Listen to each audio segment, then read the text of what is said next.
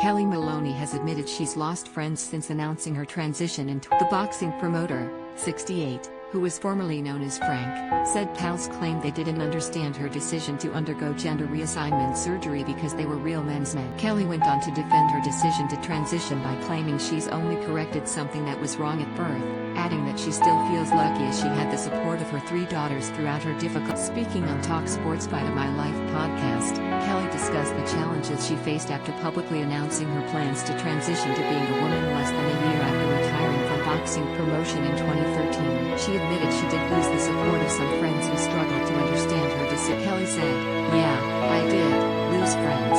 I'm not going to name the ones. And I lost a couple of people it hurt because these couple of people, I actually helped them when they were in trouble, you know?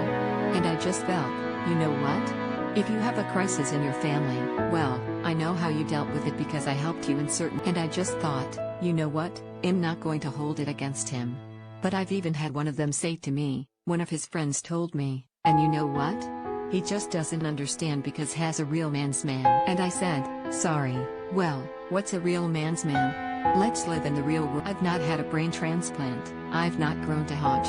What I've done is corrected something that was wrong at my. If I had a hole in my heart or now the doctors would have done that as a baby because they could have seen it and I would have lived a normal life and everyone would have said, what a great surgeon, how much." Kellie added that deciding to transition was one of the hardest things in her life, but looking back she's grateful she took the. She continued, "You can't see into the brain when you're born. So no one knows how your brain it develops as you get older.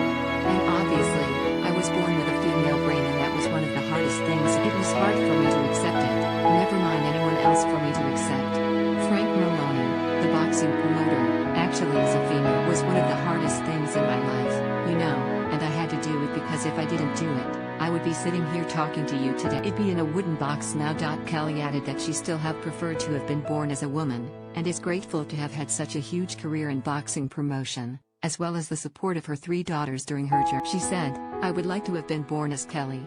That's probably only fit. But then or I would like to be able to transition very early and maybe not live in the public media, but then I would never hurt. So I have to look at the situation.